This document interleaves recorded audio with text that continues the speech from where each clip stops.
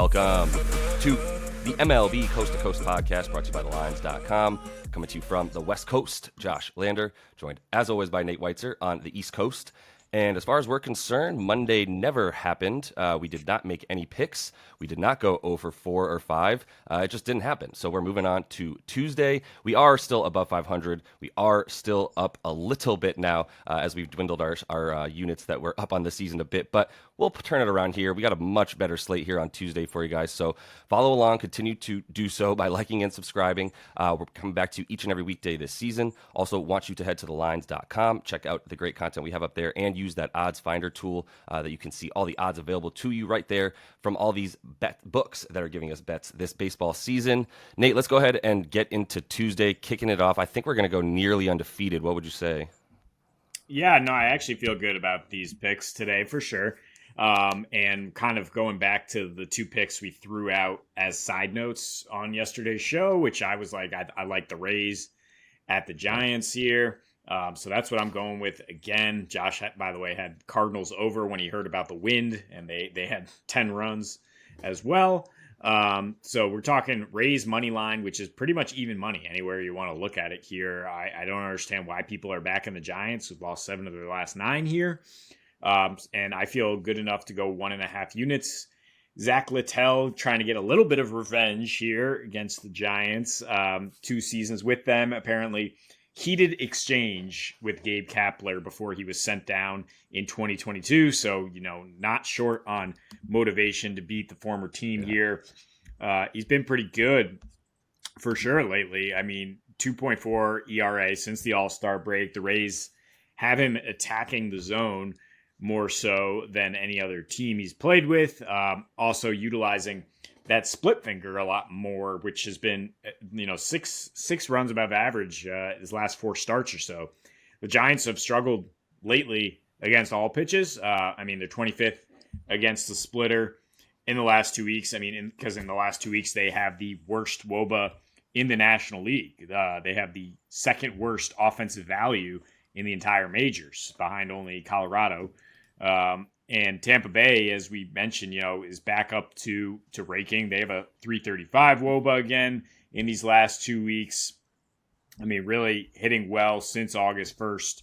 And as we saw last night, 1 through 9 gets a hit. Multiple hits, I think, from their top 3 guys in the lineup. Slashing now 287 or hitting 287. I won't go through the whole slash line since August 4th. So over the last 11 days here. I definitely would rather just back that offense against the Giants, who are now doing a back-to-back bullpen game. They have Jacob Junis going.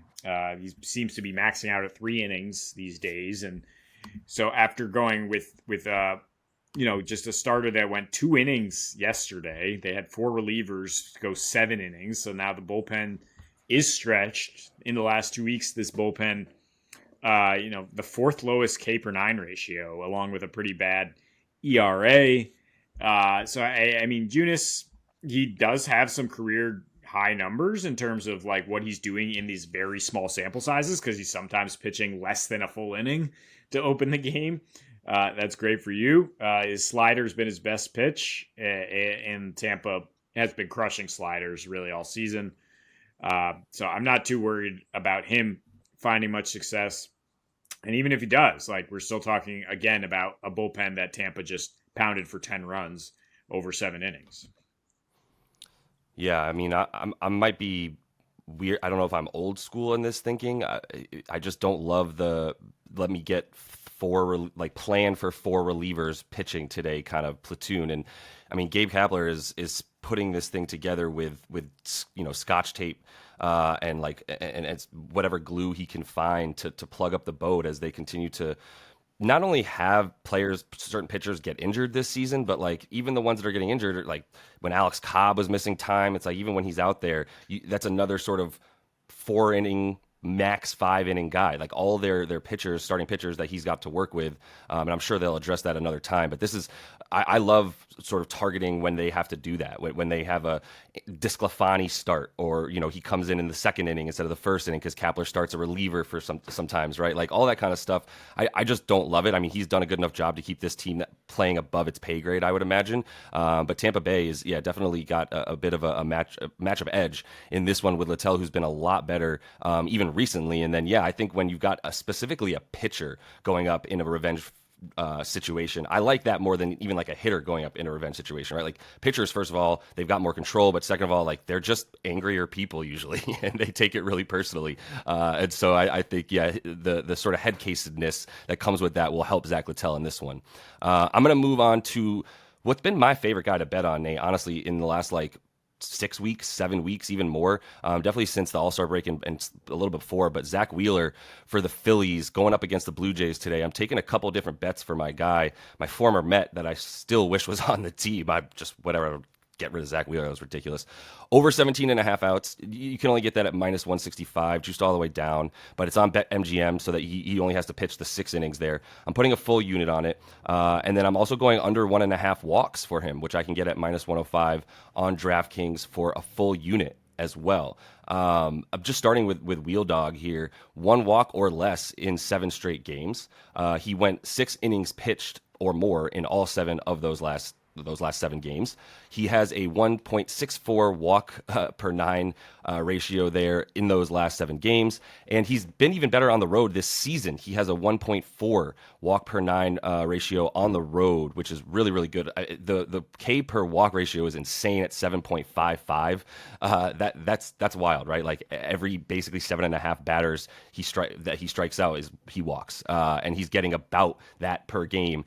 He's getting to the 6 strikeout mark pretty consistently here. He's done that in 9 of his last 10, and he's gotten 7 in a bunch of those games as well. I'm not going for the 7 Ks that you need for him here against this Toronto lineup. Like I said, I'm targeting the walks that I don't think he'll give. Also, just not giving up home runs, by the way, 0.64 home runs per 9. I just want to get that out there. That's insane as well on the road this season, and that's in 77 innings on the road. So, I mean, a decent enough sample size for me to go, that's very good. Toronto bats have been bad since Bo Bichette got hurt, and they've been inconsistent all season. Let's be honest. Like Vlad, obviously, we always want big things from him, and he's slightly underperforming this season. But if you look at the Toronto bats versus right-handed pitching in August now, we're talking about the 5th worst weighted runs created plus, 6th worst WOBA, 9th worst batting average, 17th in walk percentage. Like they're not walking much at all either. They're obviously in the bottom 50th percentile there in terms of walks. So I think it's another good matchup for Wheeler here, who the only guy who really crushes him in this lineup is Brandon Belt, who faced him a bunch more when they were both in the NL, and Belt was on the Gigantes, and then Wheeler was moving around the NL. He's got 6 hits and 20 at-bats and a couple home runs against him. So pitch around Brandon Belt, and I still feel like we'll be pretty good here. The walk numbers also for all these guys who are going to be actually playing against Wheeler in this one are no one has more than 1 walk against him in their career in anywhere from 7 to 12 at bats, let's say. So I think he's got a decent enough matchup, even though there's not huge sample size in him versus this lineup. I think he's going to be able to get through it in 6 innings, and he won't walk more than 1 guy. Yeah, these are rock solid props to take for sure. I was looking at the Phillies to win this game because I did like the matchup at first glance here, and Kikuchi going for the Blue Jays, and the Phillies have been crushing lefties, right? So I do think Wheeler will get some run support, will make him even more comfortable to continue attacking the zone, and that they'll probably be able to just ride him for 6 innings through this one. So another solid pick here as we look to bounce back, and I'm going with Jack Flaherty and the Orioles here in San Diego. Another struggling California team. San Diego lost 7 of 8. And they bring back Michael Wacha here, who's been out since July 1st. So I'm taking Orioles money line. I will split the unit here between them to win, and then also go with a player performance double for Flaherty to get 6 Ks in said win at plus 240. So big hit if we get that player performance double along with the win. But of course, we're talking about maybe the best team in terms of expected win margin or pulling out close games.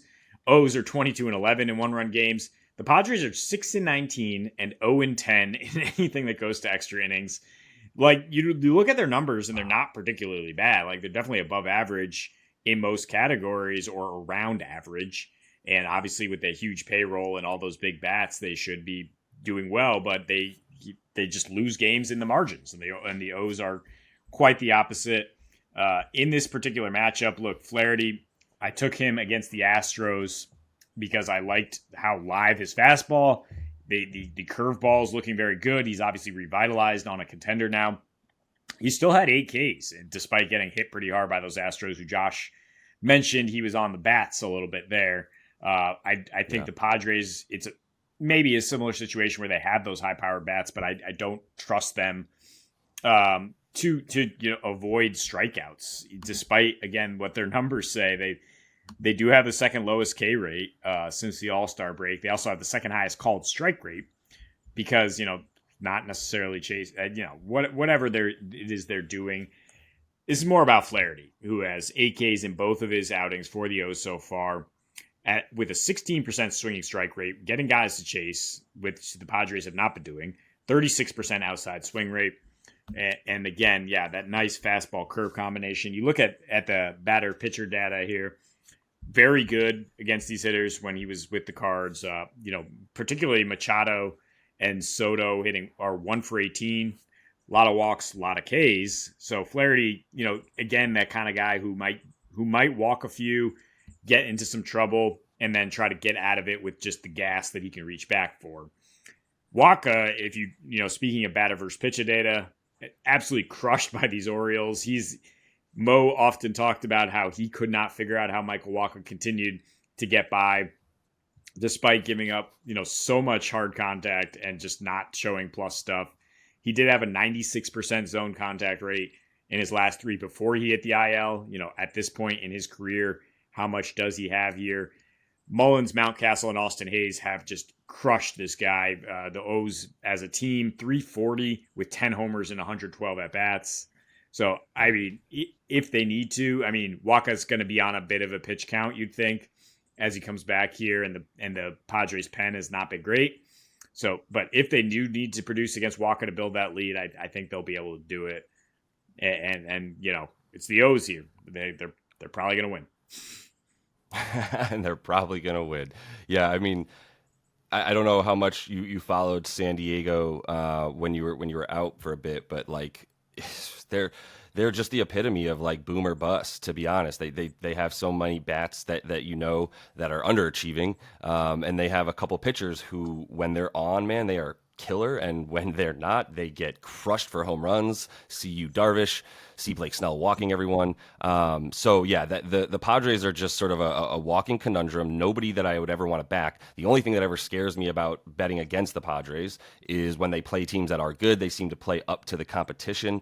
They've got way too close to a 500 record against teams below 500 versus like a decent record in division. They're always playing teams that are above 500 since there's three of them outside of the Padres. So like the close game stuff, the sort of like, it's just not our year. It's like an NFL team where the ball just seems to be bouncing the wrong way all the time for them. And the fact that Flaherty's done what he's done now for Baltimore more than once makes me think maybe there was something in there. There is some change up stuff for his picks, Mitch, that I think you covered a little bit there, where his curve has gotten better, his fastball has gotten better, and he's throwing a couple of different pitches. Like he's mixed it up a bit more than when he was on the Cardinals for the past couple seasons. And I only know that because I was listening to a podcast talking about it, and it at least helped me understand why there's probably some of that positive regression for Flaherty that's come this year since he came to Baltimore. So always love backing Baltimore. I think they're going to win the division. I think it's a good bet. So I'm going to finish things off with the Guardians and the Reds. And we're in Cincinnati, obviously big old ballpark there. Under 9.5 runs is where I'm at in this one. Both of these pitchers, Logan Allen and Graham Ashcraft, have been really good. Logan Allen's been good for his last 2 starts, really. He's been the same pitcher all season, though, and that's why I like him to be able to handle this Cincinnati team right now, who has not been hitting against right-handed pitching very well. Not compared to what they were, and what they were was one of the better offensive teams in baseball for like a month and a half until that sort of slowed down. And in August, they've got the second highest K percentage. You can get Logan Allen. I think you can still get 5 Ks for him. I wouldn't hate it. I think it's juiced down. You have to go 5.5 to get any kind of good juice on that. Oh no, you can still get 5.5 with decent juice. I would take it. Yeah, I think I would definitely take the 4.5 that you can still get for him because this team is striking out a lot, especially against righties. Like I said, I think there's something there, but I still like the under. It only helps it when you talk about how he can get some Ks against this team. They're 16th in WRC plus in August versus right-handed pitching. They are striking out, like I said. One thing I really like about them is they are 6-15 to the over, meaning they go under all the time when they are a home favorite. Even when they're at home in general, they only go over at like a 40% clip as well. So some pretty good under numbers for them when they're at home right now. Allen, like I said, he's got a pretty high xERA, up about almost a full run above the 3.55 ERA that he actually posts. But he's really been, like I said, the same pitcher all season. He has a 3.72 ERA since the All-Star break. That's in 29 innings. He had a 3.42 ERA before the All-Star break. So I still think he's the same guy. He's getting weak contact is really what his thing is. He's had some decent strikeout games, but he is definitely more of a weak contact pitcher, which is the same case for Graham Ashcraft, who kind of baffles some of these people like Mo, who definitely look deeply into the expected numbers and how things should be turning out versus how they do turn out often. And his last 8 starts have been pure fire, whether or not, if you want to go as deep as not only giving up 2 earned runs or less in 7 of those 8. He's gone 6 innings at least in 7 of those 8. The one time he allowed more than 2, he allowed 3 to Washington, and that was over 8 innings. He should have come out, honestly. I was watching that game. He should have come out before he got to that point anyway and gave up the home run. But he's got a 58% ground ball percentage, which is what I really like. And like I said, that's what he needs to have happen, the big boy Graham Ashcraft. The thing that kind of scares me, he's got an above 85% left on base percentage in those last 8 starts too. Like there's been 2 games where he had an 100% left on base percentage because he's just managing to get out of trouble, and that scares you a bit. But he doesn't have a very high fly ball ratio, so he's got a normal fly ball to home run ratio. It's not like he's getting lucky in that sense. He's doing his job, which is keep the ball on the ground, and he has incredible fielders all in that infield right now, all around him. So he's definitely in a good position to continue to be successful. So I'm definitely going under 9.5 runs, but I think Cleveland's getting dogged a little bit here too much. It's not much of a dog, but the fact that they are an underdog is silly to me. I think they should actually be a little bit favored with the way that their bullpen has been incredible, and Cincinnati's has been below average for sure. So I think that once these guys come out of the game, and Graham Ashcraft is capable of eating up 7 to 8, but if he can't go that long, like I think Cleveland's in a good place to win this one. Yeah, you open by talking about the Great American Ballpark that they're playing in, and yeah. That's what's key if you have a good ground ball rate, because there is such a high home run factor at Great American. It's not necessarily like you're going to be able to spray the ball all over the place, but if you can keep it down and keep it in the infield, I do think Ashcraft can have a solid start. I mean, the Guardians are a team you consistently want to go under on, even though they have been kind of surprising lately. But their numbers are just so abysmal offensively, have been for years. And I was surprised to see that Cincy, when you do adjust for the ballpark, they're maybe the worst hitting team at home. With the adjusted weighted runs created plus, basically. So yeah, if you take away those cheap long balls you can get at their park, then I don't think they're gonna be putting up a ton of runs.